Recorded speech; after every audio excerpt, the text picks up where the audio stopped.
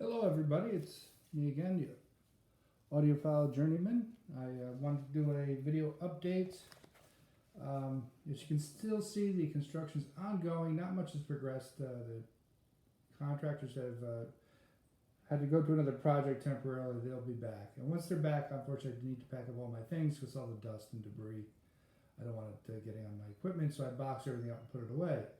So in the meantime, I've taken the opportunity to bring out the turntable and install that, and been listening to some vinyl, which is just great. I had forgotten how musical vinyl can be, how warm sounding it is and things. So it's really a great pleasure to have it in. And just going to bring it your attention, the turntable's to the top right with the cover open. It's a Rega P6.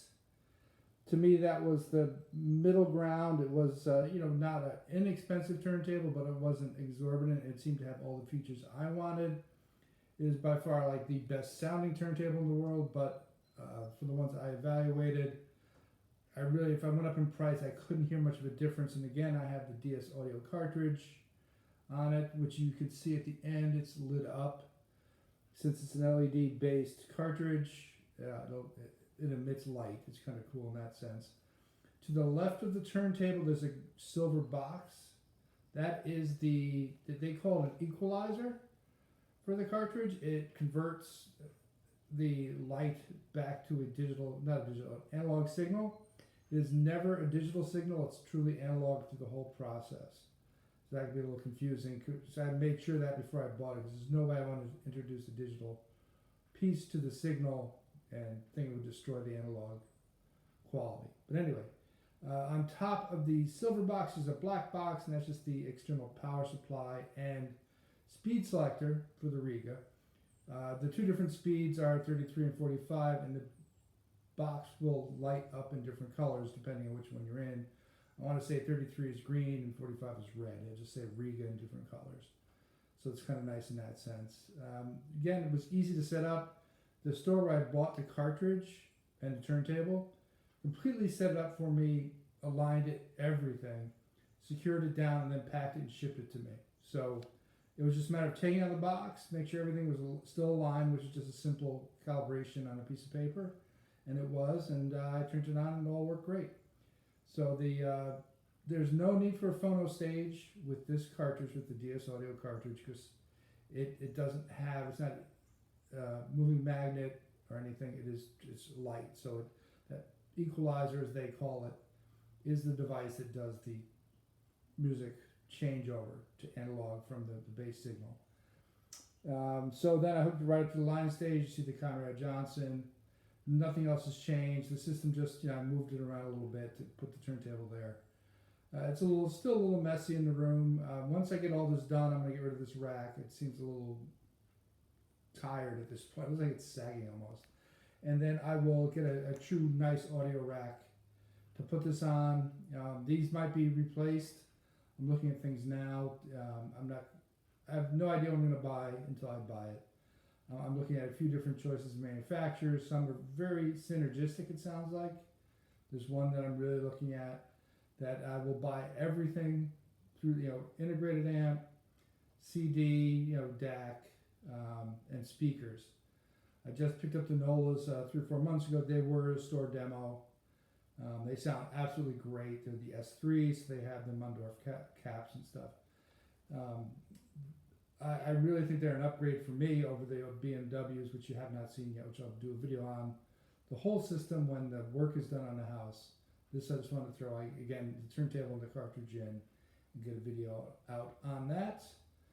Again, they sound great. I do have unboxing videos, which I haven't put up yet. I don't know how exciting those are for people. To me, it's just like, you're taking stuff out of the box. And for the turntable, it was all set up. I didn't have to set it up. So it's a matter of putting the platter on and the dust cover and pretty much plugging it in, and I was done. Again, very easy. The store was Hawthorne Stereo in Seattle, where I bought the turntable and cartridge. I could not get a demo of a DS audio cartridge from anyone. So I purchased some older equipment from Hawthorne, and they sold DS audio, so I contacted them, and I happened to be out on the West Coast for something, and I stopped in and they were great. I demoed it against other cartridges.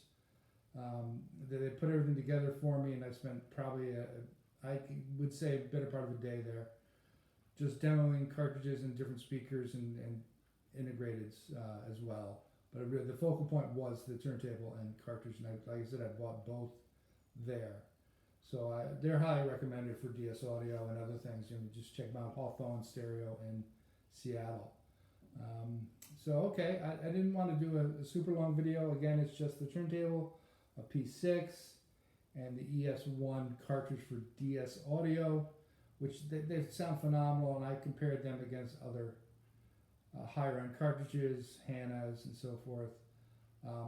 If you already have a phono stage, you might want to look at some of those other ones. They sounded to me just as good, but then you put the expense of a good phono stage on top of it, and this one really kind of stood out in that sense. And it is totally dead quiet background. There is no noise on this cartridge because there's no magnetic fields or anything to generate noise. It is a light beam of light that's reflected, and that's how it works. Okay, well, thank you very much again. Audiophile Journeyman, just uploading this, and I'll do another video with some worthwhile stuff. I might just put the unboxing things together. It was the Nolas and the turntable and cartridge. Just do a quick unboxing of those. I mean, again, taking stuff out of the box, standing it up. There's nothing new there, nothing really all that exciting. I have a couple also tape decks, cassettes, that I've had for many decades at this point. Made a lot of tapes with them. I might bring them in and do a video and just talk about the different things there. Not much to really talk about. They've always been top performers, but I've had one of them recently fixed and a expense, or pretty much a quote to get the other one fixed. I haven't done it. Seemed just not worth it, too expensive. So maybe people can give me feedback on what they think of those. Right, so that might be my next video. Is going to be cassette based, and the same manufacturer of cassette players. Just they're both very old, and it's really they still work great though. Okay, again, thank you very much. Hopefully you're having a great summer, and I'll post soon. Thanks. Bye.